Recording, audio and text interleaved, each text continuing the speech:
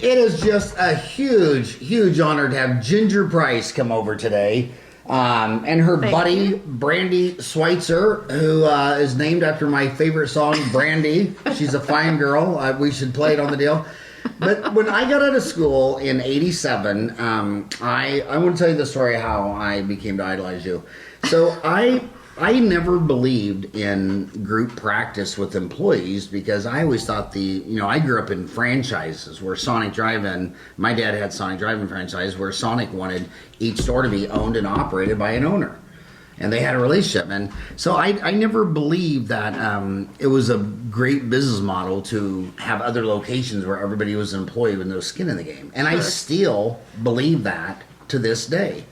And the only time I have ever seen employee dentists really do well is when they're working with a dentist side by side who has skin in the game. Sure. You know, if I own the practice and you're my associate, that associate can blossom.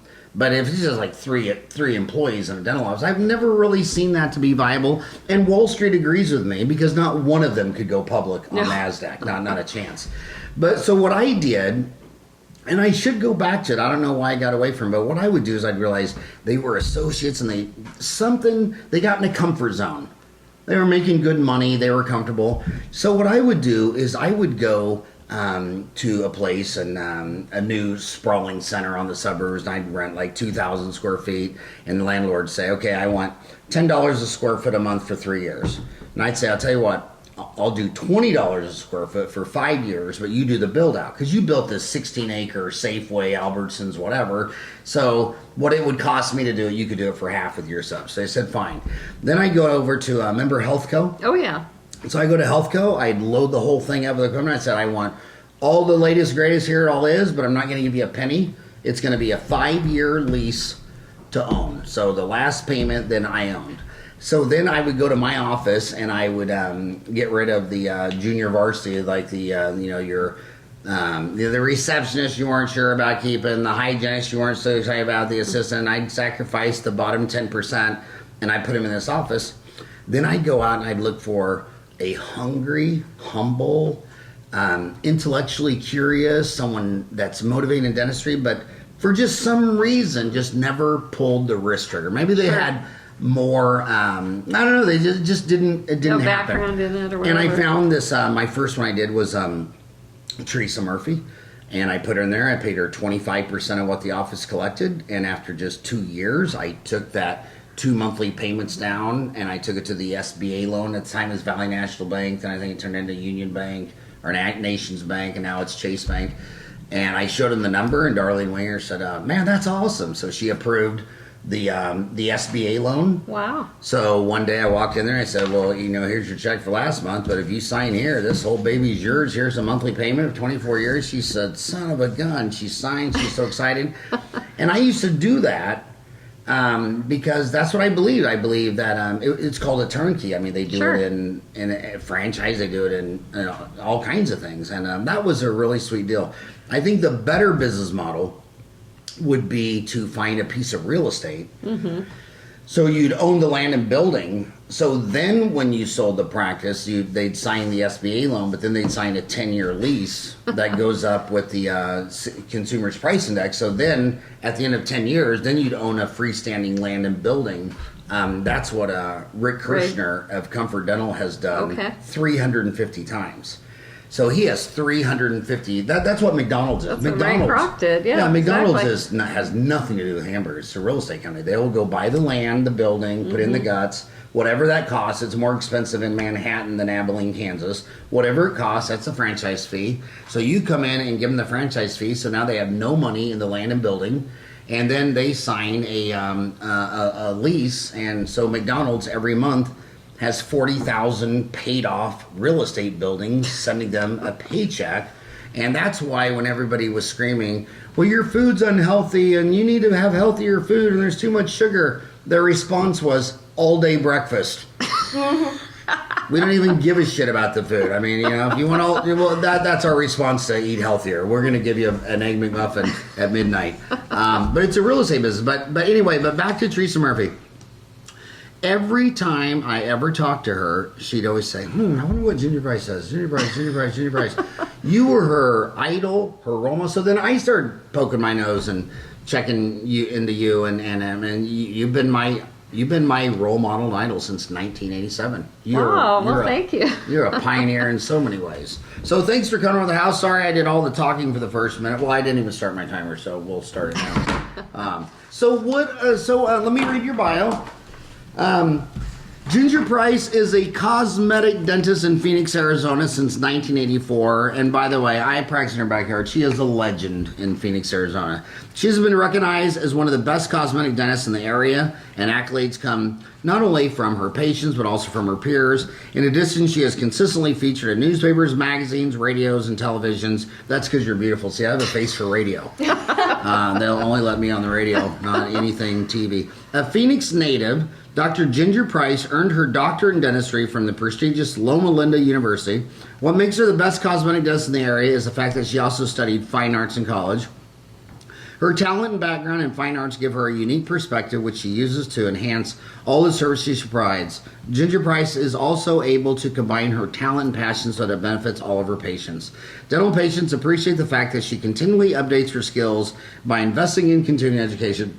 Hundreds of hours of additional training come from such prestigious and reputable faculty such as the Pacific Aesthetic Continuum, that was PAC Live in San Francisco back with the Hornbrook days. The Aesthetic Advantage at New York University, that's Larry Rosenthal. Yep. A member of the American Academy of Cosmetic Dentistry, the Academy of General Dentistry, the American Association of Women Dentists, who won't let me in.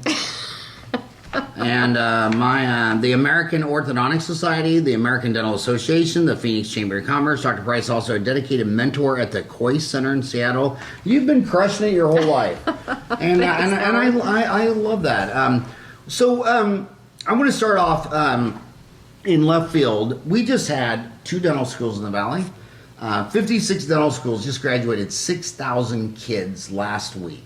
Put on your mom hat. What if your daughter just walked out of dental school at 25? What advice would you give your daughter? Well, I guess I would give him or her, the same advice that I used myself. First thing is find somebody that's doing what you'd like to do and just ask them to mentor you and copy them. And then just learn and read, get your hands on everything you can. And of course, it's so different today. I mean, when we were coming up, there was a cost to everything. You had to buy a cassette series, all the greats, Brian Tracy, Zig Ziglar. Used to listen to all that. Now, you just go on your phone and it's all, your program. There's thousands of podcasts. You can go on YouTube to learn how to prep a veneer. So it's so different. But that's the biggest thing I would say. And my favorite analogy because I do have a lot of either pre-dent or young dentists come to the office, and I welcome that. I always tell them you have to think of it as you've just gotten your pilot's license, right? So you put in your 20 hours, your ground school, and that gives you really the opportunity to jump in a little Piper Cub. It does not give you the option to fly a 777. But if you hang in there and you learn and get all your certifications, and some time has to go by, you can do those larger cases and work your way up to that. But I think there's a lot of misconception that you can just pop out of school and start doing veneer cases. So I do see that. Are you a pilot? My dad was a pilot, so okay. I know a little bit I was about born flying. in Wichita, Kansas, where they make all those planes, all those Cessna, Pipers, all that. Sure. But do you remember back in the day, I think it was in the 80s, where 2 doctors here in Phoenix shared a small plane, and one went and checked on the plane and realized it needed maintenance, so he called maintenance. They took off the tail, and they took the tail off. The other doctor, last minute, decided he was going to go over there with his wife and fly to Sedona for lunch. Oh. And he runs in there, jumps in the deal like it's a car, taxis out. He goes down the runway, pulls up, just goes over the fence, nosedives. And they blocked off 24th Street for like all day because the crime scene is like, where's the damn tail? We're missing the tail. And it took him like 6 hours to realize he took off without a tail. Oh my gosh. And that's, you know what you know, but you don't know what you don't know. And an experienced pilot does a pre-flight check, walks around the airplane, just for little things like, is there a tail? And so these little kids walk out. And that's funny because you were talking about Zig Ziglar. I did not think that one of the first words out of your mouth was going to be Zig Ziglar, but the movie The Founder of the making of McDonald's, he'd bring a record player. And when he was out on the road, he'd bring his own record player and play those records of those motivational speakers. Sure. And that's, so who were your motivational? You said Zig Ziglar, who else? Oh, boy, there's a bunch of them. One of my favorites is Jack Canfield. He's the half of the Chicken Soup books guy. He's awesome. His book, my favorite book is called Success Principles. And that's just, I still go back and reread it. It's a great book. Who wrote that? Jack Canfield. Okay. And, I'm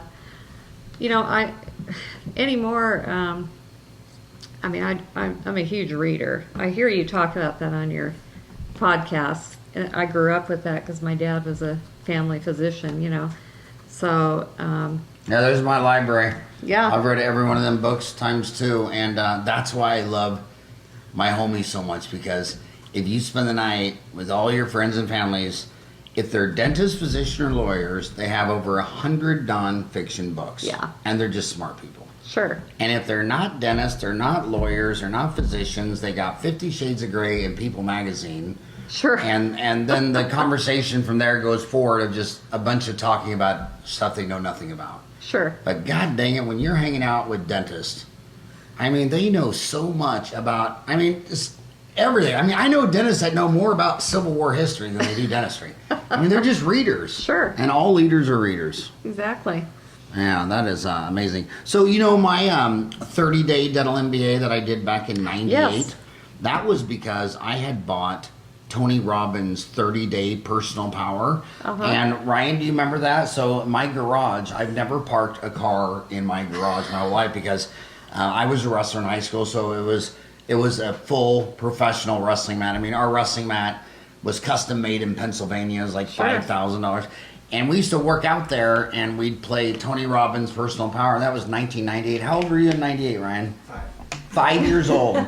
And they'd come up to me That's and awesome. I just love it having Ryan come in the gym saying, your attitude determines your altitude. and Tony gave him so many one-liners, and we played each one of those 30 days probably 30 times. Yeah. He loved it. And then I sat there and I thought to myself, I'm going to do this for dentistry. Sure. And it was the, what did I even call it? The 30, I called it 30-day, I just took 30-day MBA. the 30-day dental MBA. Yeah. The 30-day dental MBA. And Yeah. you're right, it was an 8-track. Right. Because if I gave you an 8-track, could you even play it? Do you even have an 8-track left in your home? No. I'll never forget when my No baby cassettes even. crawled in my bed one night and he goes, Dad, what's a CD? I said, a CD, the music thing. And I know, but what is it? What does it look like? And I said, well, here, I'll show you. And I wandered around the house. I couldn't find a CD player or a CD. And I'm like, God dang, this technology insane. moves fast. Yeah. So what are you passionate about today? So today, I've started a new oral care product company, and really just kind of harnessing my dental background, what patients come to me asking for, and then of course creativity and entrepreneurialism. The only thing my patients ask me for is their records to be transferred. What are your patients asking you for? Well, for some time now, we've always carried different products for sale in the business, and I've never been 100% in love with any of them. Taste-wise, some of the ingredients.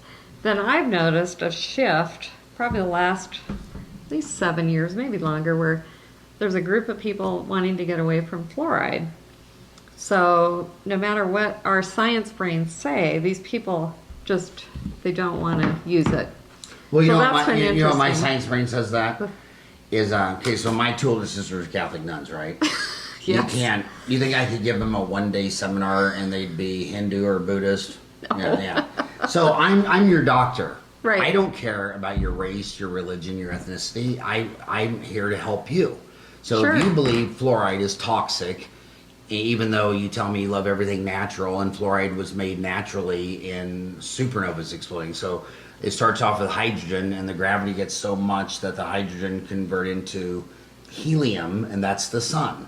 And then when the whole sun turns into helium, the weight is, twice, it collapses and explodes, and that's where your heavy metals, your fluorides, your silver, gold, platinum. So it's all natural. It shows up in the ocean naturally at 1.4 parts per million, and we put it in the drinking water at half that amount. And the ocean covers 70% of the earth, and when you put it in the drinking water at half that level, 0.7, decay plummets. That's science. But then they come to you and they show you a molecule of rat poison, and there's a fluoride in there. I'm like, well, dude, there's also a hydrogen oxygen, and there's, So my deal is that you always start with humility and empathy. And if you smoke 2 packs a day and want to implant, and we're just going to talk about it. I mean, it's your body, it's your risk. We're going to do it if you understand that, but God, it'd be nice if you just couldn't smoke for 3 days. Have you ever gone 3 days without smoking? Or maybe instead of 40 cigarettes, 30's better. Right. 20's better than 30. 10. And if fluoride is a communist plot, you're still my patient. I still love you. And if that's what I like about these whitening toothpaste. And by the way, I want to tell you something. When my other dental friend, Bob Ibsen, said he was going to start his own toothpaste company, everybody laughed and they said, Crest and Colgate are going to kill you. Right. Bob is fearless. And he built that into a $100 million company and sold it to Procter & Gamble. And then 4 months after that, it was swallowed up by Gillette. Sure. And but now he's passed on. So what have you started with? These? So there's more to it. So the other thing people kept coming in and asking me was, what about this oil pulling, this coconut oil pulling thing? I'm doing it. What do you think? And again, our science brain goes, well, that's probably a load of crap, But so many people were doing it, I decided to look into it. And guess what? Coconut oil actually does reduce bacteria. It has some properties that have that impact. So I decided, and people are people. No matter how much logic you apply, they're going to do what they want to do, right? Right. So I looked into the industry, and there were no products wrapped around this idea of oil pulling. Because even if you are an oil puller, and that's where do you know what that means, right? You've heard of it? Oil pulling, that you swish with coconut oil for 20 minutes. Yeah. And it pulls out bacteria, fungi, or whatever. But again, what did Zig Ziglar say? People need deodorant and motivation daily. And you don't put on some deodorant and you're good for the year. Right. And you don't motivate someone and they're good for a year. That's why the Christmas bonus is the dumbest thing in all of dentistry. Christmas is already the best time of the year anyway, and you're going to give them some Benjamin, and that's going to affect them in June, July. Right. Your employees pay their bills monthly. Sure. They need motivated with cash monthly. Exactly. They pay their house payment, car payment, everything's monthly. And when we look at a country of the United States of America where 38% of Americans did not go to the dentist last year, what percent did not brush twice a day? So if my patient thinks that it coconut or no floor, I don't give a shit, because you know what the real science is on toothbrushing? A dry brush for 2 minutes is all you need. I mean, you're not going to repair any mineral, but people don't like to dry brush because it doesn't make your mouth feel whiter, brighter, and sexier, and so you wake up with morning breath. So anything that can Zig Ziglar 7.5 billion talking monkeys with clothes on to go brush and floss their teeth, it's a win. I mean, it's a win. Yeah. I mean, and look at floss. It's Johnson & Johnson Flux comes out of the most boring container in the world. My granddaughter Taylor has watched that one movie. What's that one movie? She's watched this Disney movie 80 million times. Why doesn't the floss container look like that? Oh. Why doesn't the floss container look like their favorite Disney character? Hey, Ryan. Yes. What's that movie that Taylor loves and watches all the time? Frozen. Oh, Frozen. Sure. Why doesn't if the floss look like Frozen? maybe that would make her want to floss every day. I mean, so Sure. Zig Ziglar. I mean, if 38% of the America didn't even go to the dentist last year, how many of them would you say don't brush twice a day and floss once before bedtime? Oh, probably at least that many. I don't 38. know. I don't know. I'd say it's over half. What would you say? Oh, I would say more than half. Yeah. And all my friends in Apache Junction, they my best drinking buddies are in Apache Junction, and I mean, so they need this. So you've got coconut toothpaste based on the ancient and proven practice of oil plugging. I think it's cool. Dr. Ginger's fluoride-free coconut mouthwash. I think that is cool. I think you're onto something. Coconut oil teeth whitening pen. So how do you go from a thought to actually showing up with a prototype? I mean, that's how does that happen? How long? So again, you're talking about your journey. Patients Sure. coming and asking about this. Sure. And then how do you go from a patient asking about this to you being their doctor and saying, I'm gonna give you what you want, supply and demand? Sure. Well, it actually goes back a little bit. And you did mention in my intro, so I was a fine arts major in college. You know, I'm in the yearbook. I'm going to be that chick that throws pots in Maui, right? Throws pots at Maui. Yeah.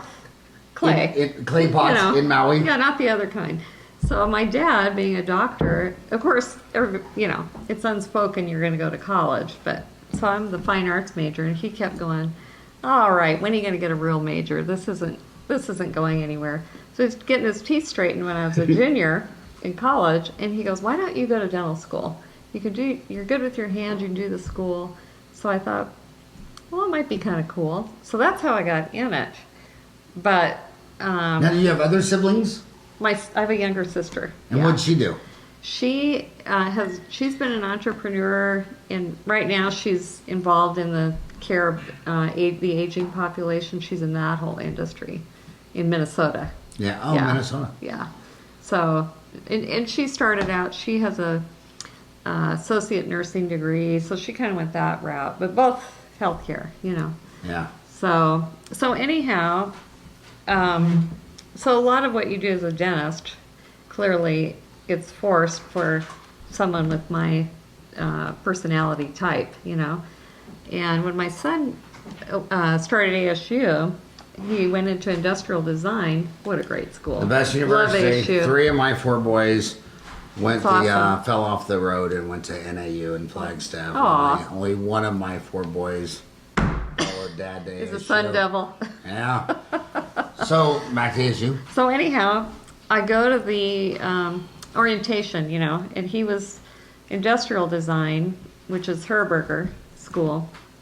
And actually, it's kind of interesting how he got there. ASU does a great job of these classes for high school students.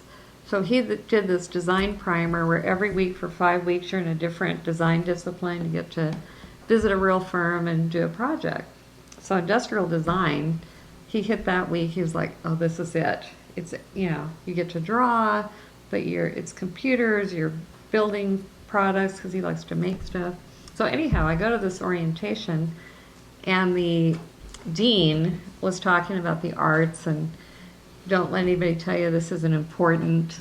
And I thought, oh my God, I'm going to go back to school. These are my peeps, Like, I'm a dentist, and I made the most, it's been a great career. I got to get back in this creative gig, So that happened. And, these things happen in your brain. And then, I love consultants too. My husband jokes that he doesn't know how I get dressed in the morning without a consultant, always used them. And for the last, I don't know, at least 7 or 8 years, I've gone to non-dental because you kind of exhaust a lot of the dental out there. They're great for the team, but for your own learning. So anyhow, I've been doing the program with strategic coach Dan Sullivan. I don't know if you're familiar with him, but Is that the Dan Sullivan from Dentistry? no, Oh, that was Dan Kennedy. he's Dan- not a dentist. Okay, Dan Sullivan. What's the name of his company? It's called Strategic Coach. Can you send me Strategic Coach with Dan Sullivan? Strategic Coach. Where's he out of? He's in Chicago and Toronto. By the way, I want you to know I went back and got 3 more degrees. Oh, you did? I From didn't U know of A, that. because if you just drive by U of A with your windows down, they'll fill the in your back window. Sweet. I didn't even have to stop or get out of the car. That's how crappy U of A is. So how did you? So where's Dan Sullivan out of? His main base is in Toronto, but they also have courses in Chicago and some in Santa Monica. But I normally go to Toronto. So he's been your strategic coach now for a while? Like 4 years. It's Nice. a small group. It's maybe 25 people. And his whole thing is, at a certain point in your life, it's easier to go 10x than it is to go 2x. Which is true, because you acquire all these different skill sets. But when I first started, I kept asking because they hook you up with a coach in between your quarterly meeting, and I'd say, I'm kind of like a little line worker. How am I going to go 10x? Because I don't really want to go that route where you're buying practices. That's not my deal. She goes, oh, don't worry, it'll come together, So anyway, that starts the wheels turning. And the other thing that I do quite a bit, I have a kind of a rich fantasy life. So some people set numeric goals out there, but at a certain point, I've been comfortable for some time. It's not about that really, it's about just the challenge and seeing if you can do something different. So I always imagine myself to be, a goal is to be interesting, and interesting enough for that Mark Myers guy who does his house column in the Wall Street every week. They interview interesting authors, singers, athletes, the house you grew up in and how it impacted you, So my belief is these things all work on your unconscious, because you're just kind of setting up this arena that is going to, your brain works to make this true. So one day I'm sitting there reading the Wall Street, how they have those articles about, again, some interesting person, I think it was a restaurant owner, and they do a knolling on, these are the things they travel with in their bag, and this was after patients had been asking me, and it just hit me like, this is a real idea, and so that's really when the idea was in my head. And I got down in the weeds a little bit, buying coconut oil in my kitchen, trying to mix it, and I realized quickly, okay, I need a chemist. So anyway, I found a dentist chemist. A dentist who's a chemist? He's a super cool guy. They're very rare. He's a PhD chemist. His name is Martin Ginniger. Martin Ginniger? One letter off from my name. Gin. Iger. DDS PhD? Mm-hmm. So where does Martin Ginger live? Martin Ginniger is he going to change his name to Ginger? It's so funny, isn't it? Where's he at? He's in Florida and New York. Florida and New York. Yeah. And he just does dentist chemistry? That's all he does. I want to so meet this guy. He's a super cool guy. I'll let you know next time he's here. Yeah. So one of the, most of the dentist chemists work for somebody else, and he started out life working for Colgate. But at this point in time, he's called upon pretty frequently as an expert witness in these cases, So. Like what kind of a case? Oh, there was a big one recently where it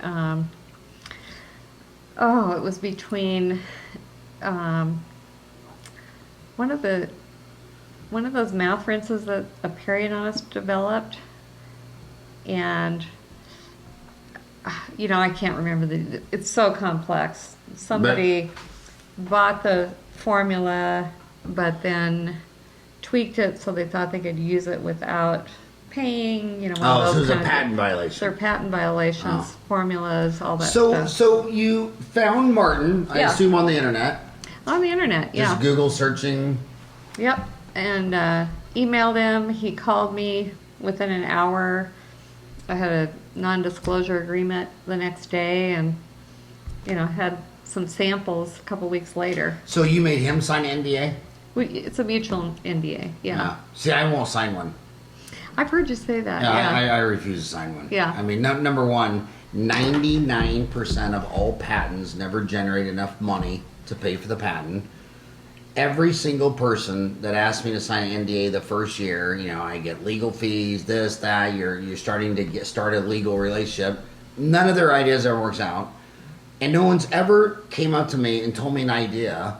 And finally, I talked to older, smarter CEOs and these dental companies. Says, don't sign an NDA.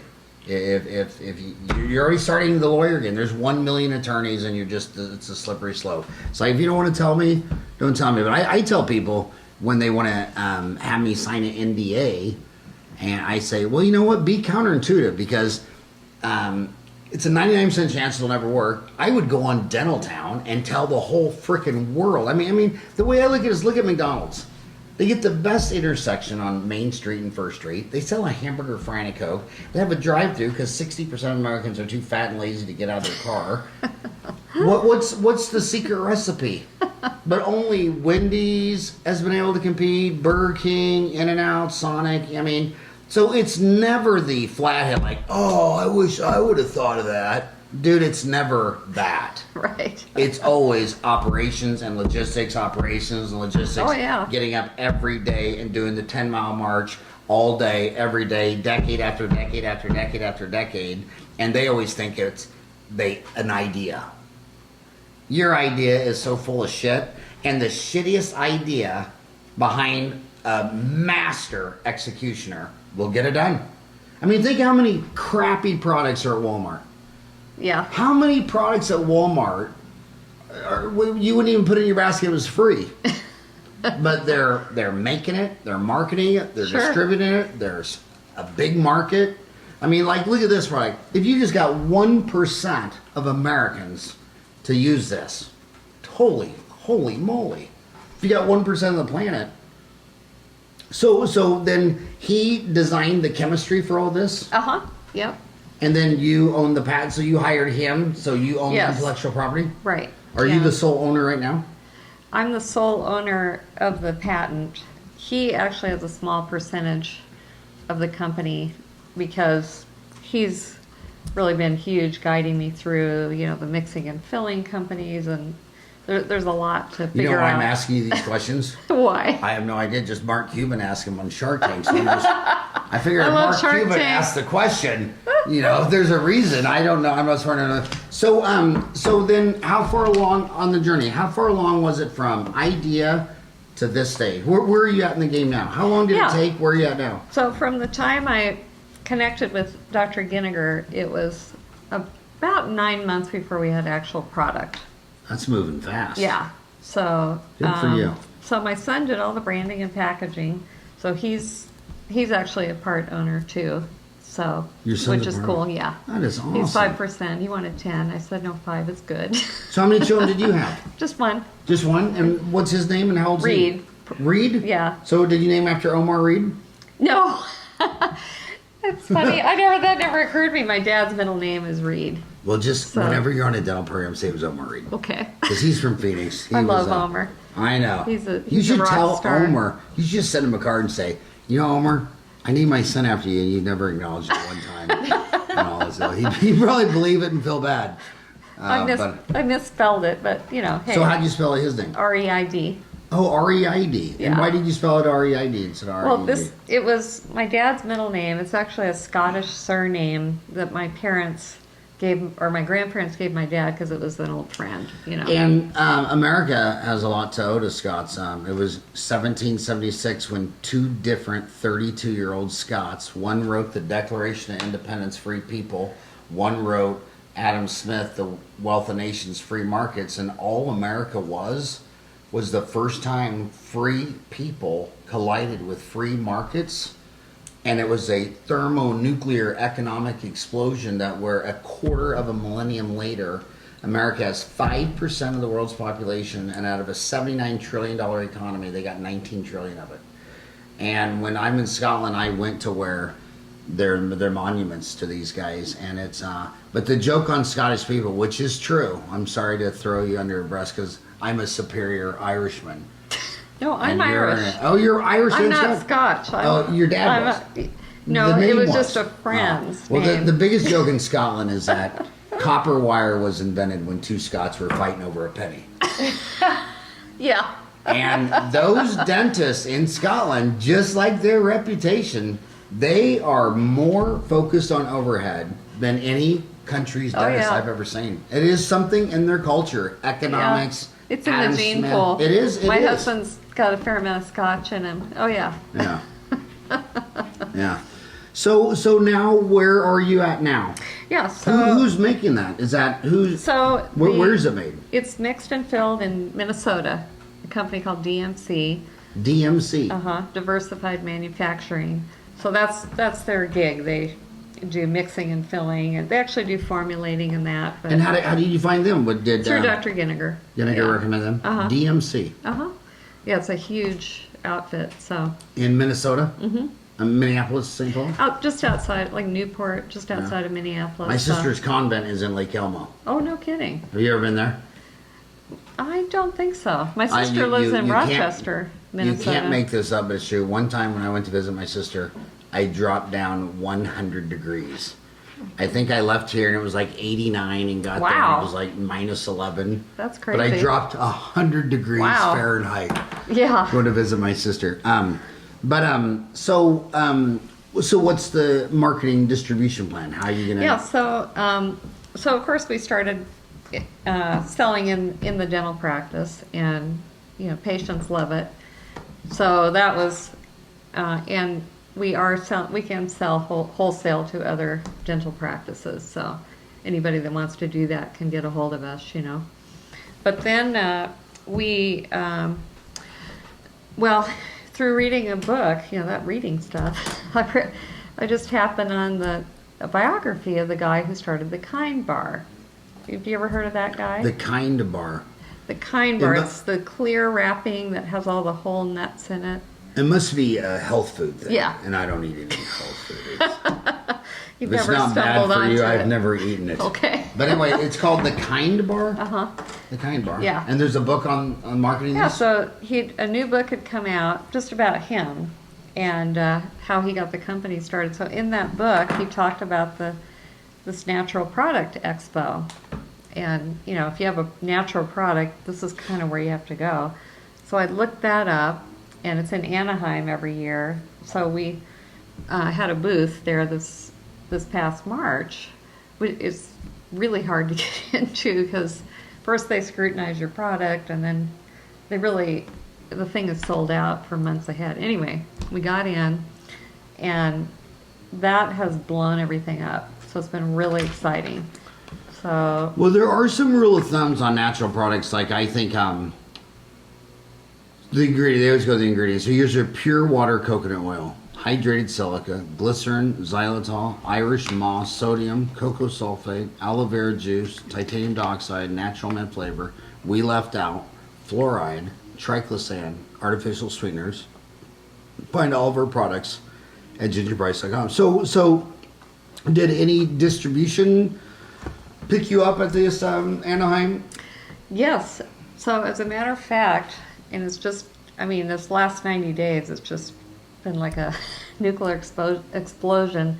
So we just got in UNFI, which is the largest natural distributor. They do Whole Foods and UNFI. UNFI. And what's that stand for? I think it's just United Nations Fluoride. Food. Well, the F stands for fluoride. Food International? I don't know. That's a great question. So they pick you up. So they're going to Yes. try to start getting this on shelf space. Yep. So back to Shark Tank. Yep. What would your boyfriend Mark Cuban say? He Oh, only likes the online sales. right. So he likes the online. If you're selling everything online, Cuban will throw money at you. If you're selling it, how is online going? Do you have your own website? We are selling online. And what is that website? It's just drgingers.com. So Dr. So then what's your dental office website? GingerPriceDDS.com. Okay. So you're going to get a Twitter on here for me. Yes. And so how do you market online? It's basically just all search engine optimization? So the online thing, we're currently, that's a tough proposition because there's so many webmasters out there and such a huge range of fees. I mean, anywhere from $2,500 to $200,000. So that's one of the things that we're working on right now. But you can't really sell a company if you're not in sweet or fresh time. You know what the Foods. best marketing you could do to get the most search engine optimization is go down to the Phoenix Zoo and shoot one of them lions. 'Cause when Walter Palmer did it, he got like 100 million hits on his website. Oh my I God. could crash drgingers.com.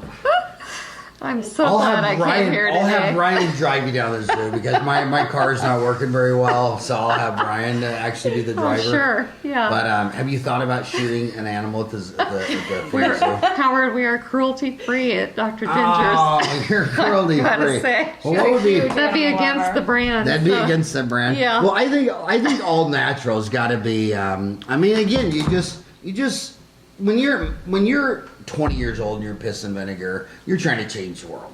Yeah. When you're a grandpa of 2 kids, you gave up so many decades ago. Now you're just trying to go with the flow. Sure. And when people always say to me, and they come to the office, they go, "Well, is this filling all natural?" I'll say, "Oh, you went to all natural?" Because the silver filling is half mercury, the other half silver, zinc, copper, and tin, all made in an all natural imploding supernova. Now the tooth-colored fillings are all made in a test tube with a bunch of man-made artificial chemicals. The chemicals are in sacks that say, and so you want the all-natural silver filling? No. I want the tooth-colored filling. Yeah. Okay, well, why did you ask me what he said all natural? I mean, what is all natural? A tornado, a hurricane, HIV, hepatitis, a mosquito. The number one killer to humans every year is still mosquitoes. Seriously, I didn't know that. Malaria. Huh. Malaria kills Okay. over 1 million people a year. And it's so funny how the news will cover, it's always a car wreck or a murder or, a terrorist deal that, Sure. kills 2 or 3. It's like, excuse me, mosquitoes kill 1 million humans a year and it's all natural. And so all natural is just like, whenever someone says all natural, it's just a buzzword. Okay, you don't believe in science, but continue. Because pretty much the universe is the most violent. I mean, the universe is the most violent environment in the world. I mean, stars exploding, radiation. I mean, it's just brutal. But all natural is good. I want to say one other. I'm marrying you for my brand manager. This is going to be good. Well, have you posted this on Dental Town? I mean, have you asked your homies to help you? We need to do that. Yeah, so on Dental Town, you can't spam and this that, but everybody who's a dentist is allowed one thread. So let's say that you are a lecturer or you have a consultant or there's guys on there like Tommy Murphy who teach you how to do extractions. He's had one thread. My God, it's hundreds of pages long, probably 100,000 views. So you can go in there. You're a white glove dentist. You can go in there and start Ginger Price. But I would ask them the humility part. Ask them for their feedback. Ask them for their thought. Get them involved. And the more you post on there, the more you're going to find the spheres of influence. But I want to tell you another interesting thing that I've seen. So I know dozens of dentists who are multi-millionaires from stuff like that. And one of the common things they have in common is America has a very fragmented dental meeting market. All 50 states have an annual meeting. These annual meetings, none of them are profitable because they're subsidized by the dentist paying dues. Sure. So whenever you have an industry where all these people can have a meeting run at a loss, or some of the bigger meetings, like say the Sorona deal, they can have all extravaganza because they're selling $150,000 machines. Right. But Europe is consolidated. They have one big monster meeting every other year in Cologne, and over 100,000 dentists show up. The booths, if you just were walking, like you were walking on your morning 2-mile walk, in 5 days, you couldn't even just walk past the booth. Wow. And I know dozens of dentists who were at a booth. Someone had a product like yours, but usually it was maybe a bonding agent or a composite or what it is, and it's like made in Korea.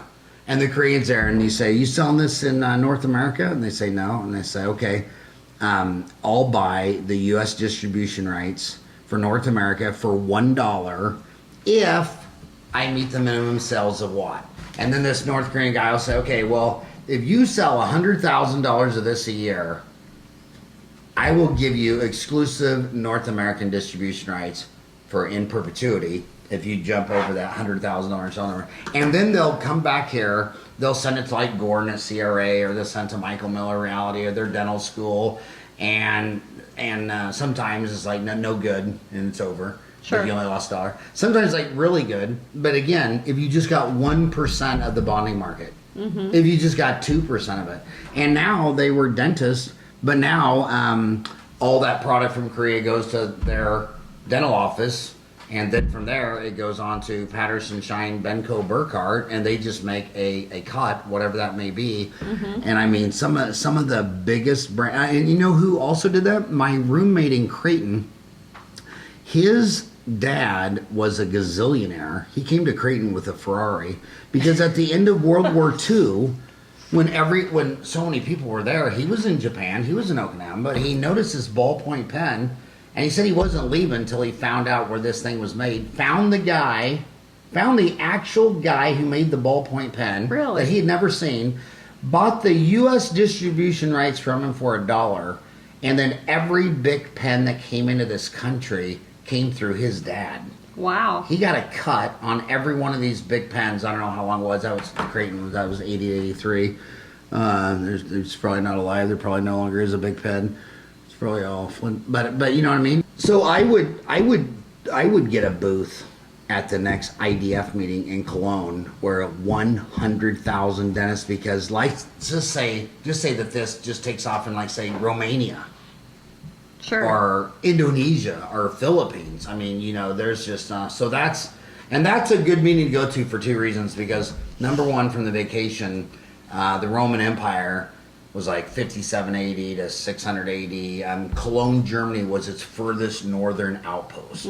So there's a wall around the city. It has a lot of Italians left over, Italian food. It's kind of where Italian food meets the bratwurst and the hamburger and the beef stroganoff. It is the coolest city, but the other coolest thing is the city of Cologne knows that everybody going to this dental convention isn't from around Germany. So they know you're all don't know how anything works. And the whole time you're there, all the locals like helping you get on the subway, helping you to the train. Oh, cool. They're all trying. It's just like the whole city is your tour guide. I mean, everybody in the city knows you ain't from here. Right. That week you're a dentist because everything's sold out. You couldn't be in Cologne, Germany if you weren't a dentist. I mean, Right. We've already booked our hotel. I mean, when you leave, you book it for 2 years later because when 100,000 dentists from around the world come, it's hard to go there. But I would When's definitely. the next one? Well, it's odd years. So this is 17. They just had it in March of this year. Okay. So this is 17. So March of 19. Oh, plenty of time to plan. Maybe buy me a huh? plane ticket. I'll be your baggage boy. I'll carry your mouthwash. Sure. So I would work there online. I'd start posting on Dental Town. Yeah. That's great so advice. what could my homies do to help you launch your new product? Just tell them what you want them to do. Well, I would say the main thing is, give the products a try. Go to our website. We're happy to provide wholesale pricing, and it's great to have these kind of products along with whatever else you have in your dental practice. I had a full head of hair before I swished with it. I swished with it for 60 seconds. Now look at me.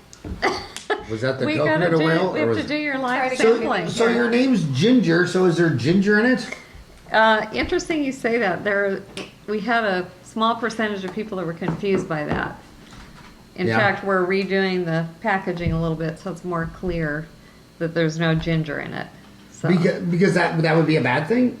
Well, no, it actually would be a further as we develop the line more and add more flavors, it would be a good flavor. Because I always think, I think of ginger as eating sushi, right? They give you the Yeah. what is it? They give you Wasabi and wasabi, which yeah. is horseradish, and ginger, and yeah, it seems like so I know so many people who think garlic, ginger, Sure.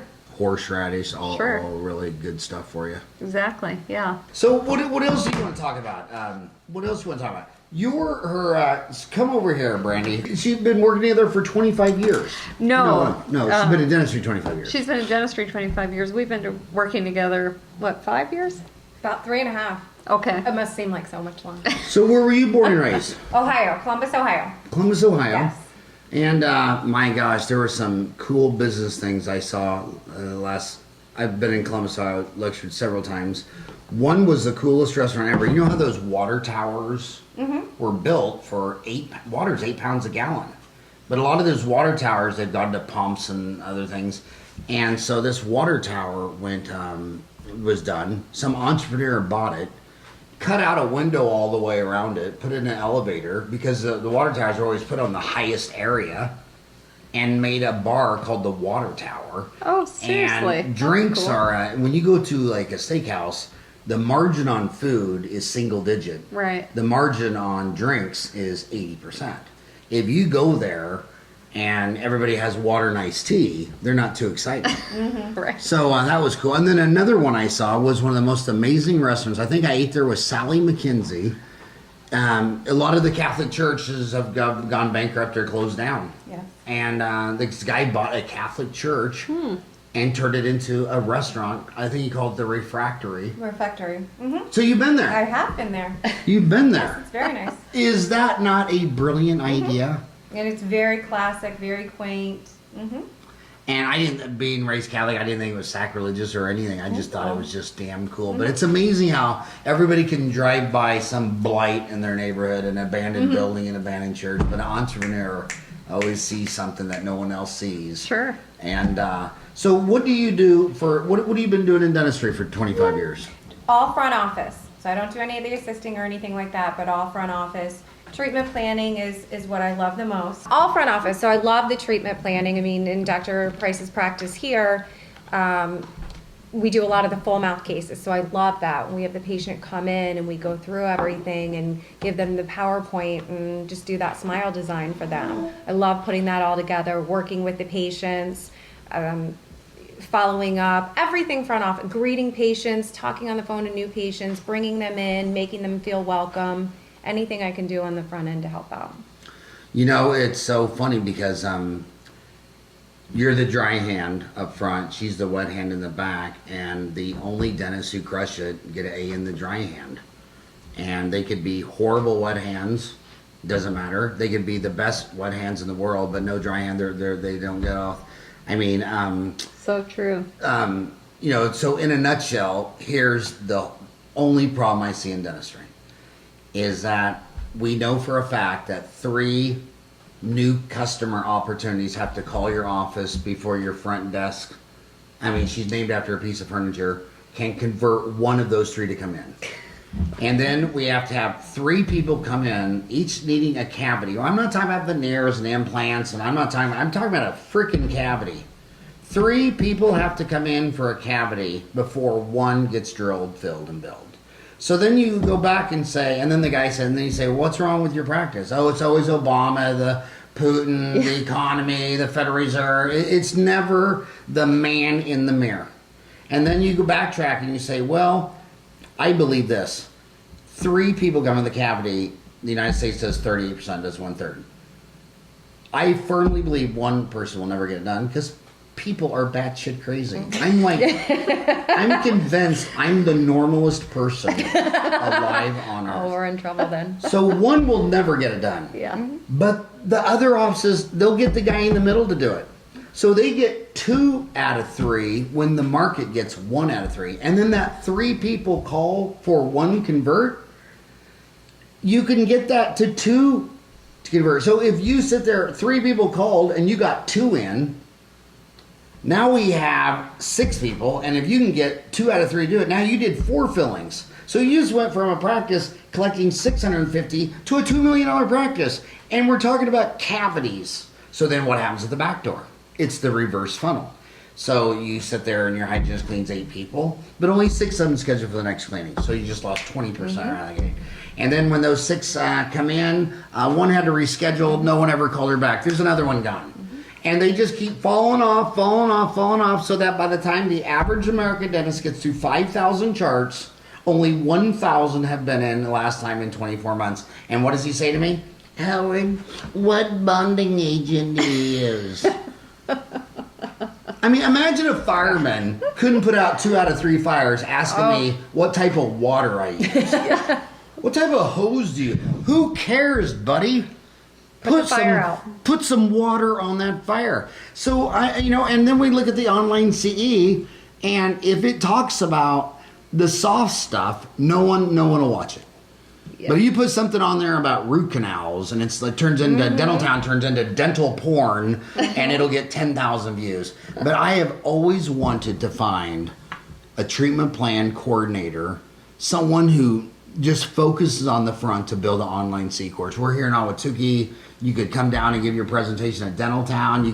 Ryan will film it here, whatever. But my homies, I love them. I do. I really love my homies. And I get it. I'd rather pull a wisdom tooth than golf or go to Pebble Beach or any of that crap. I'd rather pull a hot tooth. But I'm trying to lead them to what you do, because what you do, if you didn't do what you do, she couldn't do her full mouth rehabs. Right. So what do you think they don't know? Because you're mostly talking to kids under 30. Well, I think what you have to realize is first of all, you have to have a really good synergy, and you have to be able to support each other. So I'm going to do the front. I'm going to get them in the door. She's already the legend. She's already branded. So a lot of my work when they do call in is done for me because they've already seen her name all over town. So it's pretty easy to get them in. And then from there, it's making sure they have that great experience and they feel well cared for. So I'm going to give them that good greeting, pass them off to the assistant who's going to do our full new patient experience. Then we're going to have them meet with Dr. Price. She's going to go tooth by tooth, talk about everything, answer any questions. I'm going to be in the room the whole time so that they get that continuity. If we have them come back to go over options, we're going over options. Dr. Price is there to add value to that appointment, review everything, and then she steps away. She doesn't do any of the finances, and I'm going to do that part. But really, she's already, they came in for a reason. They want the full mouth rehab. They want the veneers. So in that way, we just have to prove that we're the best person to do it for them. Maybe you guys should do an online, see, the business industry from the new patient experience is selling them mouthwash, toothpaste out the back door. There you go. It'd be a soft sell. It'd be explaining A to Z. And if you think she's branded now, wait till she shoots a giraffe. Oh, I know. I thought it was a lion. Now we're on to giraffes. Someone already did a lion. All right. Okay. Ginger's never been second to anybody. She's not going to be. That's true. Second she hasn't. to Walter Palmer. Well, Walter shot him first, and Ginger was second. I don't think any dentist has shot a giraffe. Not that I've heard of. Yeah. No. Especially at the feeding zoo. No. You definitely be the first dentist who shot a giraffe at the feeding zoo. Yeah, I wish you would do that, because these kids, they come out of dental school, they think if you got an A in calculus and physics and endodontics and you got a 98 on your exam, that you're going to be successful. And I've seen no correlation between where you graduate in your class with success. The biggest correlation I saw was like you, dad owned their own business. Nicer if dad owned their own business in healthcare or dentistry, because now they grew up seeing the business of dentistry and they knew about dentistry. Same thing in dental school. If dad owned a wheat farm or small grain, soybean, pigs, it was a business. So many times at dinner table, mom and dad are talking about the price of overhead, the soybeans, the mercantile futures exchange. But where they come into the most trouble is when mom and dad were employees. And they come home at 5 o'clock and they're very well rounded. They have hobbies, they go do all these things, but they get all the way out of dental school and they don't even know how to make payroll on QuickBooks Online. But you have to be willing to take that help from someone. You have to be willing to let people. Yeah, you have to get over yourself, over your ego. Yeah, and humility, being humble. So you listen to your mentors, your patients, your staff. And have you ever, if you went up to anybody in Phoenix and said, describe a physician, a dentist, or a lawyer, how many people would you have to ask that question where someone said humble? Humility. Oh, probably quite a few. Mm-hmm. You think so? I do. You think Americans would describe a dentist or a lawyer or a physician as humble?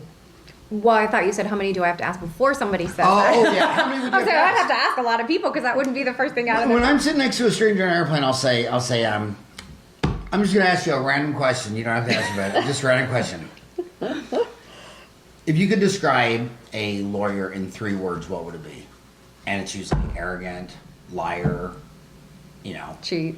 Yeah. And then I'll say, okay, what about say like a dentist?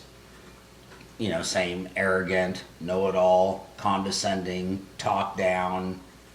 And then I know all these dentists, and they're nice, and they're sweet, and they're adorable, and they went to school for 8 years to help you with their hands. That's how they really are, but the market sees them as arrogant, condescending, talking down, making me feel bad. Well, yeah, you need a toothache. I told you need a cavity 3 years ago. Yeah. 3 years ago. Did you get it done? No.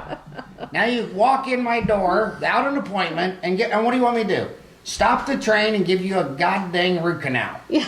Now it's going to be $1,500. Go get out your credit card and give it to Agnes. Like, dude, they're a human. Yep. They're not perfect. Dr. Price is communication expert. No guilt trips whatsoever. So what We're would you here to tell help. an arrogant, cocky millennial who just walked out of dental school? The secret to success is. The secret to success is, what is it? People, time, and money. So you have to be able to let people in, take the time to do it, and establish where your finances are. I really hope you guys build some online C. That'd be cool. Yeah. I really do. And another thing, that. I'll tell you the my number one problem for me personally is whenever we it started off like 5 or 6 years ago. I was in a dental school in New Jersey, and this female dentist walked up to me and she said, "What's this?" And it was Dental Town magazine. I said, "That's Dental Town magazine." She goes, "Yeah, the entire editorial board is men." And she tossed it at me and turned around and walked back. And I thought, damn. So I opened it up. It was just all men.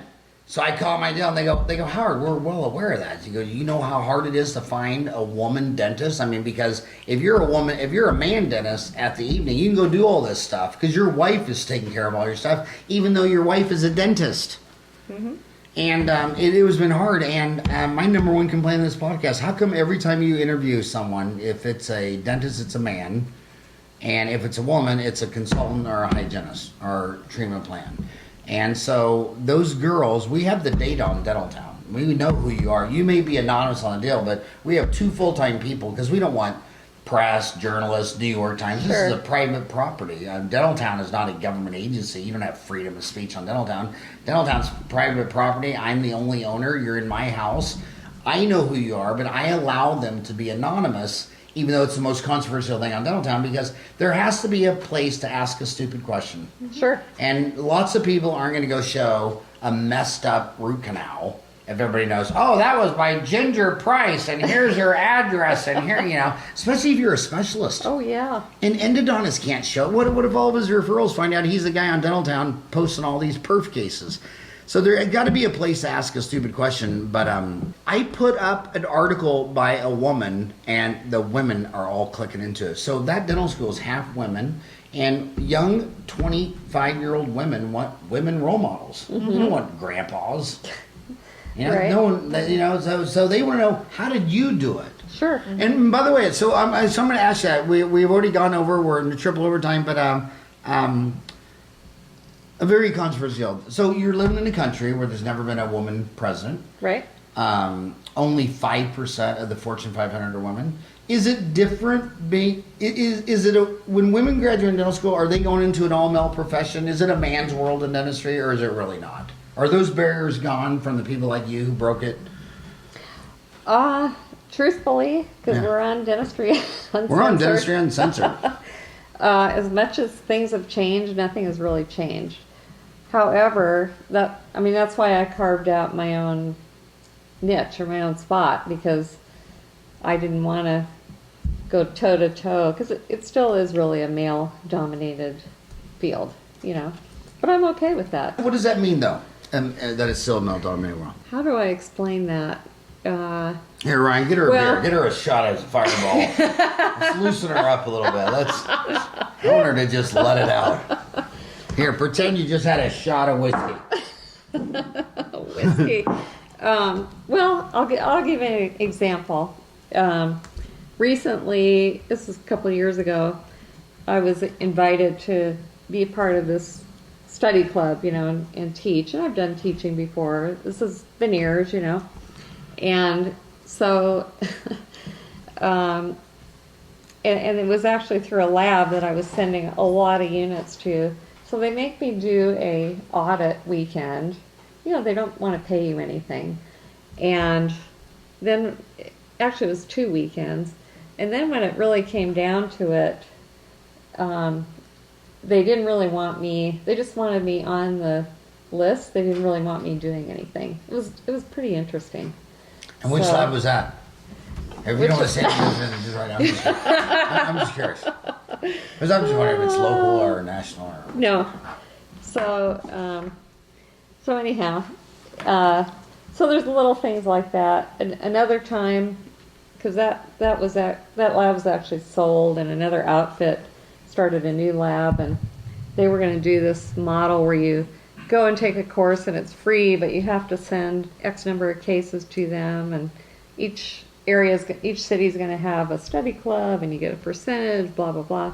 So I go to this thing, and the cases that they have are totally inappropriate for beginners. I mean, from every aspect. Bite, you know, deteriorated teeth, oh my God, you know. And, but I was never asked, oh, you want to look at this case, what do you think of this? Or can you show somebody about this prep, you know? So it was like, okay, I'm out of here. I don't need it, you know? Yeah. So, but, you know, part of that, you know, the old statistics, I don't think it's changed that much. You probably know what the average work life of a female dentist is. Do you know? Well, you know, okay, so go back 30 years ago, class 87 UMKC there, and they're telling those girls to their face that, well, you're all going to get married and have babies, and you won't even work 6 or 7 years. So now fast forward 30 years, their average office was bigger than the boys. They're still cranking. I mean, there were some big monster practices, and now they're always saying it again. So I believe this. I think the best thing to predict the future is, I didn't see the cell phone coming. I remember the first time I saw the ATM machine, I thought that was the dumbest idea known to man. The first cell phone, it was a brick. If I would have thrown it at you, it would have killed you. You know, I mean, I didn't see any of this stuff, because I spend more time looking back over the last 2 million years. Homo sapiens had 100 billion humans have come and died. That's the shoulders we're standing on. 100 billion people have come and died, and every generation thinks the next generation is going to hell in a handbasket. I mean, I can still remember my mom always opening up the basement door saying, "Turn that shit down." That was the Rolling Stones and the Beatles. And so now when I listen to my 4 boys, I mean, I don't even know. I mean, this rap music, I haven't heard one good song since the year 2000. I still like your song, Brandy. I like songs with lyrics and this hip hop. You know, it's garbage. It is garbage. But there's a reason they call him Ludacris. Is because his music is ludicrous. That was a joke, and I like Ludacris. But the bottom line is, I don't think Homo sapien has evolved anything since the pyramids. I mean, so Cleopatra, to me, graduating dental school was a shorter time period than Cleopatra when they built the pyramids. And people aren't changing. I don't believe, like when they say all the girls are going to be employees. I've never seen a Homo sapien in my life that wants to be under your thumb, under your control. They don't want to live with their mom and dad. They want their own house, their own car. They hate transparency. They want their own cave. If you walk in their cave without knocking, they're like, dude, this is my cave. So now all of a sudden, they want to live in an aquarium. They went to 8 years of college to be an employee. They just like to follow orders. Are you kidding me? A human following orders? and look at democracy. I mean, everything they believe is a myth. Like back to all natural. You know what's all natural in the Wild Kingdom? The 400-pound gorilla. There's no democracy. And we got here based on the 400-pound gorilla. Now they're all saying that, and I've lectured all around the world. China and Singapore is the most two organized, prosperous countries building the most wealth the fastest. Yep. And they don't call ours democracy, they call it undisciplined. So Americans say, imagine if everybody at school said, you know, we don't want the teacher, that's totalitarian dictator. We want a democracy. Okay, well, let's vote. Do you want to study math or go to recess? Oh, we'll recess. Okay, we'll go to lunch. Do you want to eat ice cream or broccoli? Oh, we'll take ice cream. Do you want to pay taxes? No. Do you want everything for free? Hell yeah. And I see democracy is undisciplined. Same thing with marriage. You go to Asia, India, it's an arranged marriage. The two parents say this is a good match. They have a 10% failure rate. America, we have love marriages. Yeah. So you go out and find the hottest thing in a pair of Jordache jeans. And how's that working for you 5 years later? We have a 50% failure rate because we have freedom and love. And so everything is based on mythological bullshit. It really is. Whether it's fluoride in the water, whether it's democracy. So you're willing to die for democracy when every 4 years I get two choices between red and blue, and they're both lying, cheating, stealing sociopaths? Really? You want to die for that? Why don't you die for it? I've been to Singapore. In Singapore, everyone in government is like an engineer. In America, everyone in government is a lying lawyer. And I don't want to get into politics, sex, religion, violence, but I just sit there and say that humans are batshit crazy.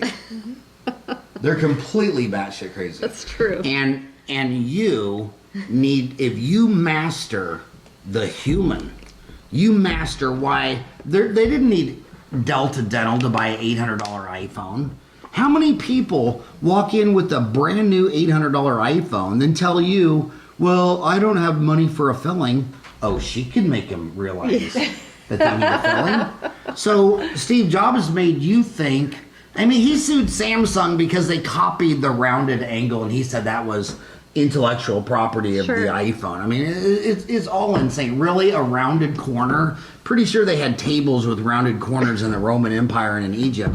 But the people who realize that I can't do hands-on surgery in my operatory all day unless somebody up front figures out how to get this crazy monkey to part with their money. And the reason I like them parting with their money is because the statistics are clear.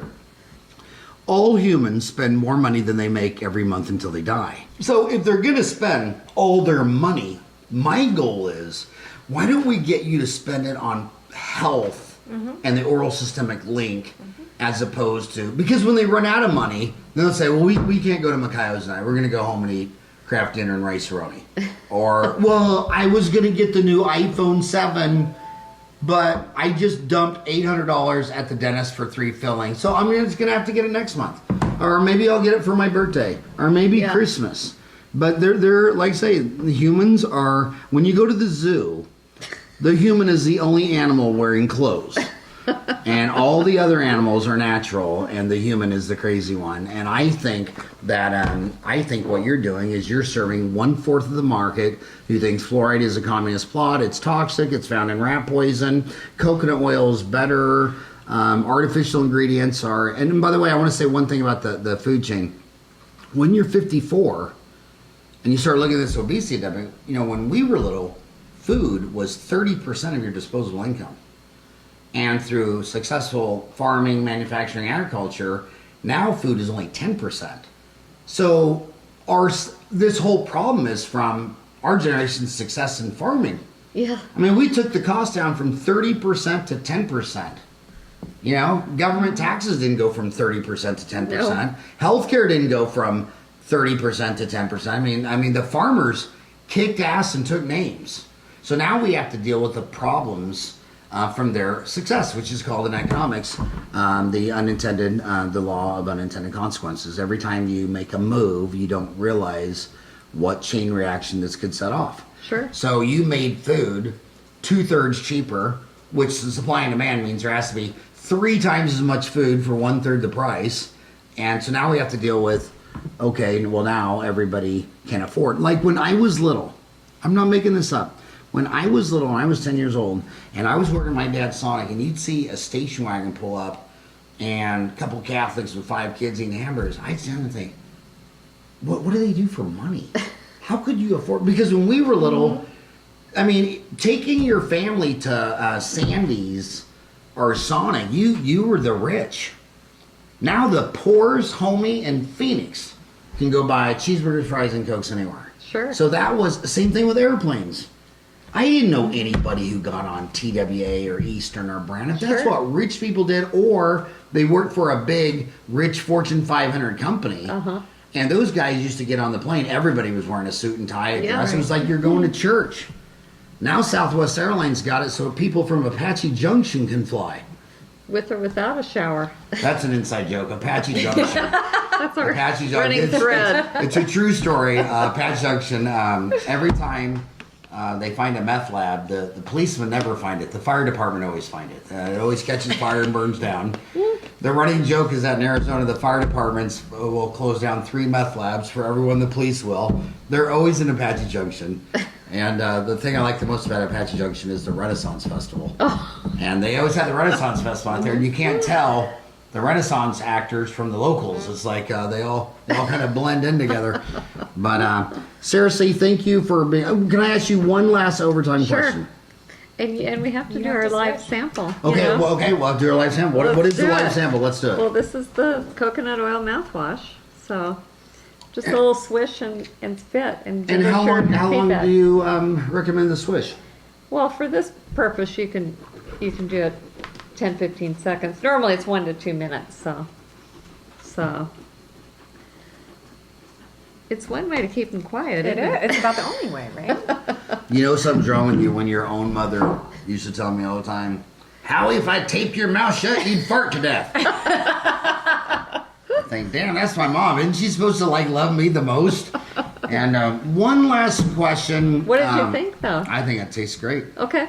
I think it tastes great. Good. So yeah, And- one last question. And start a thread on this on Dental Town. Yes. Ask them to try it. Ask them for their feedback. Ask them, say, come on, I'm a homie. I'm going against Colgate, Crest, Rembrandt. Sure. I'm going against Procter & Gamble. Ask your homies for help. Ask and you'll receive. Okay. One last question. Very sexist question that I get all the time. Young girls tell me that I got out of school. I went and worked for this old man in Beaumont, Texas for 3 years. He'd walk in there and all the dry hands would jump and go do what he said. And she bought it from him for $750,000. He's gone, and now no one will do what she says. She's saying, is that because I'm a girl and he was a boy? What would you say to that? Well, everything is about. I mean, have you heard this? I mean, Oh, am I yeah. making this up? No. Yeah. I mean, and there's a tiny bit of truth to that because people are used to a certain, thing. However, really what it boils down to is developing your confidence because it's all about confidence. And it's harder for a young dentist. I mean, that just comes with learning and being more skilled than someone who's been doing it for many years.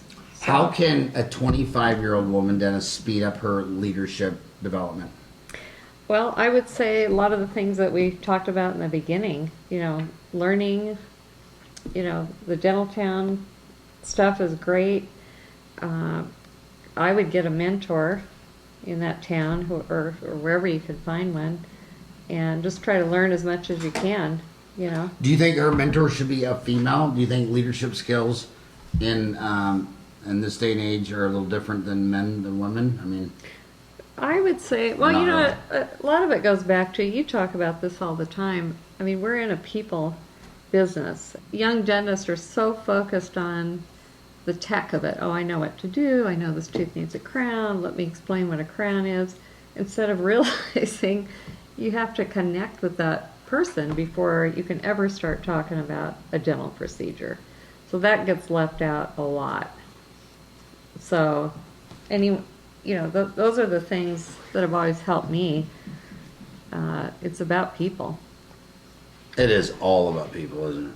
Yeah, and if you can't make that person, if you can't instill confidence in what you're about to do or connect in some way, then Brandy doesn't have a chance in closing the crown or whatever you're trying to do. So I want to tell you one dig that my drinking buddies say, and that's just Phoenix dentists over 55. They're all, you They're probably in know them Apache all. Junction. So. They're all the fattest, baldest, oldest dentists you know. I hear that. I never said this, but I always hear them say, "Well, the problem with her is, after work, I go drinking or hanging out with other dentists, watching the NBA series. She goes out and does the same damn thing with all of her staff. She's going out and watching the NBA game, getting drunk with her hygienist, assistant, receptionist, that. Then 8 o'clock the next morning, now she wants to be sergeant, hey, why are you 10 minutes late? She's like, why am I 10 minutes late? You're buying me Jell-O shots at 12 last night. Now you're asking me why I'm 10 minutes late. So I guess the exact question I have is, one of the greatest anthropologists of all time, it was obviously Desmond Morris and Abraham Maslow. I'd say that's Albert Einstein's Rising Newton. I don't even know a third name I'd put on that list. And Abraham Maslow said that you cannot be a friend with an employee because you can fire them. You can't fire your friend. And that when you cross a line, like look at it in the military. Talking about the military. I just gave you a mission, and there's a good chance you're going to die. Think about Ike when he did D-Day. 1/4 of those boys died the first day. Another 1/4 died the next week, and another 1/4, 1 out of 4, never came back home. Yeah. So everybody he threw on that beach, only 1 in 4 ever made it back to America.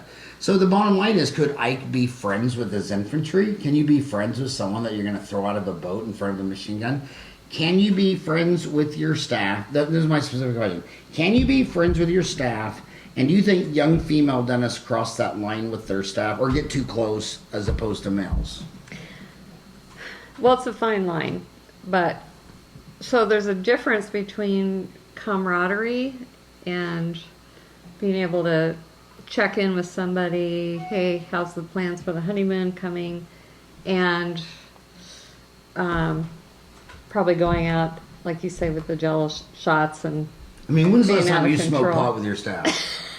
I can't remember. See? So any advice on where you see that line crossed, or where you need? So you say there's a difference between camaraderie and friendship. Oh yeah. And what's the difference? Well, I don't think you can get people to work for you. This is my model. So I know all my team because, our job really. It's a car ride. That's how I pick team. Because you're all I'm going to sit next to you. Maybe we're driving to San Francisco today if it's a long appointment, or LA, right? So I'm not going to sit there and not talk to them. So camaraderie is really important. However, a leader everybody knows the buck stops there. Stops with me. It's a different vibe. Whose line was that? I don't know. Harry S. Truman. Oh. And what did the S stand for? I don't know that Just either. S. Just S. Learn something new every day. That's you're good. from the backwoods of Missouri. I'm from Kansas. Only in the backwoods. You know what my cousin's name is? No. Bud. Oh. For real, not a nickname. That's his name. Okay. Any ideas what that's named after? Budweiser. Harry S. Truman. The S is just an S. But and if I can the say, buck stops here. So if you're an owner of a dental practice, I think the most important thing is you have to want to be an owner and you have to behave as an owner. You also have to be a leader. If you come in there and think that everything else is going to run itself and you don't act like an owner, then does anybody else really care? Not that much. So she's a great motivator in the way that anything she owns, she is going to give 120%. She's a great leader in that she's always going to be motivating. She's always going to be present. And because we look up to her, because she does have a lot of ownership and is a great leader, then we want to be a good team for her. So it gives you pride in what you do. But if the person you work for doesn't have pride in what they do or pride in themselves, it's hard to strive for more or strive to be better. So should the doctor present the fees or the treatment Absolutely court? not. Nope. Why? The doctor is completely out of it. The doctor does the dentistry.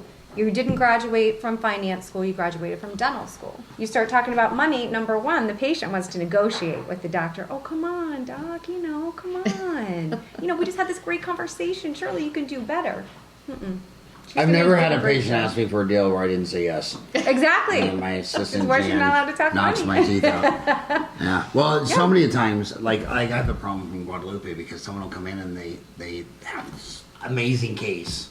Right. I mean, Jan gets so mad because, like, if it's an extraction, I'm doing it free every time because I'm not going to let that fun walk out the door. It's like, well, she doesn't have any money to fill the FA. Okay, but I want to pull that tooth, and I can pull it in 1 second, and, oh, my God. How long have you been in dentistry? 25 years.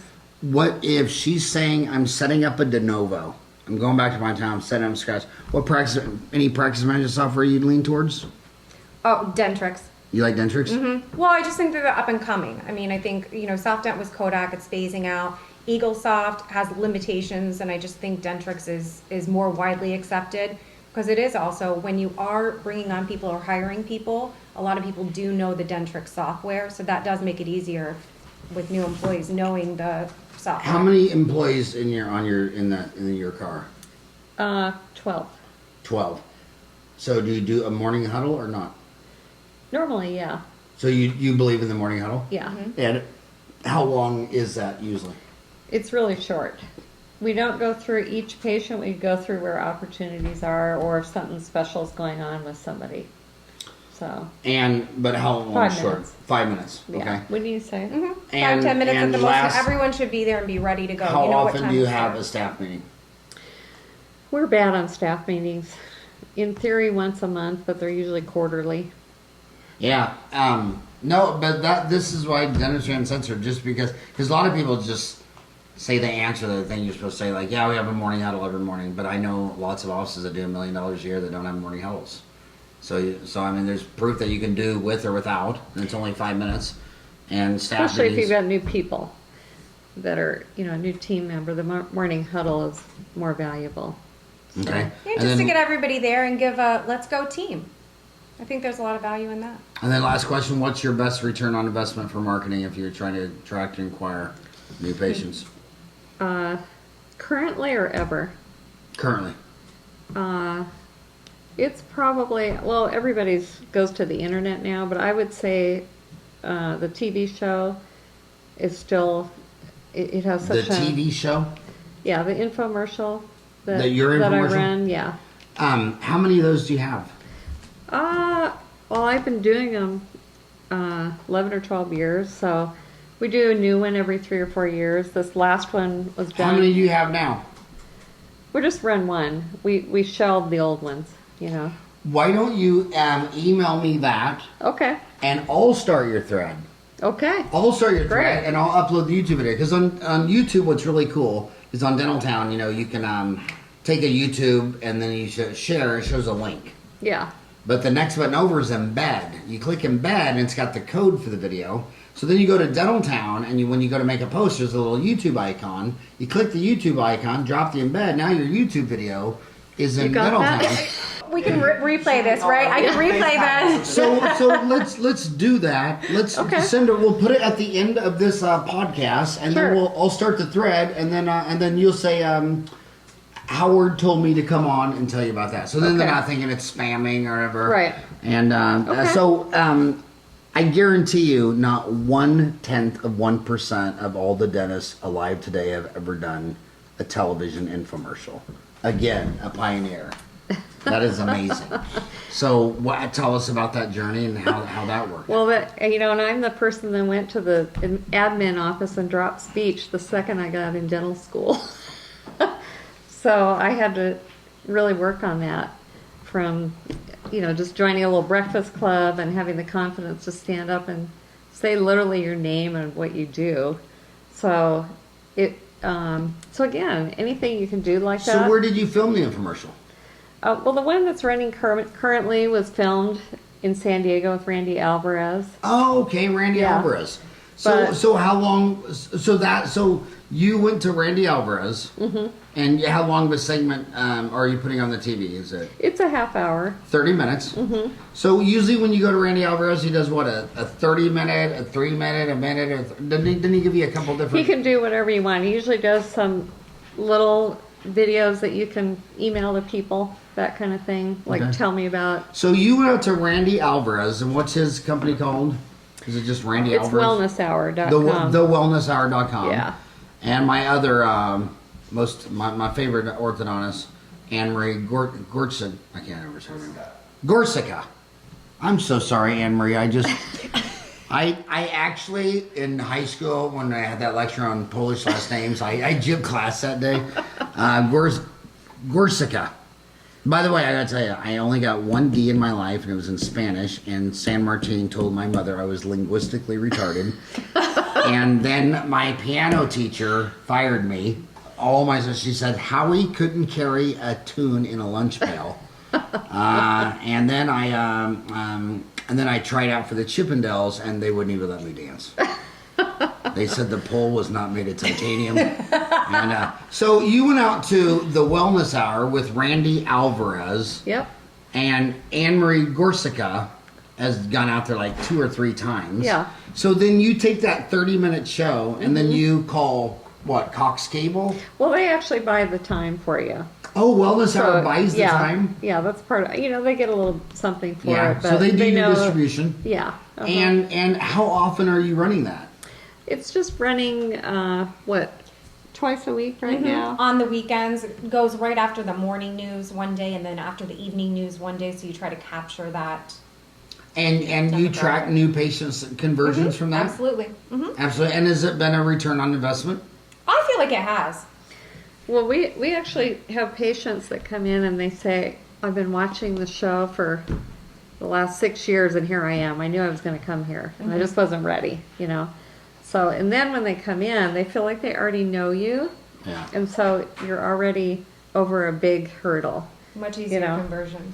It's an interesting So you asked phenomenon. me, when I said, what's your best marketing? You said, best marketing ever or best marketing now? What's other best marketing that you've done ever? Well, the website. I mean, you have to continually be present on the web, which is, I'm no expert on that. I think it's really tricky and hard, and it's ever changing. But we no do one hear a has lot. the yellow pages anymore. Ryan is texting me, shut the hell up, get out of here, you gotta go. Hey, seriously, it was just an honor and a privilege that you come over to my house. Well, same And, here. Thank you, and I Howard. hope, Thank you for including me. I hope you both have a very safe drive back to Apache Junction. Oh, sure. We're going there for lunch. Yeah.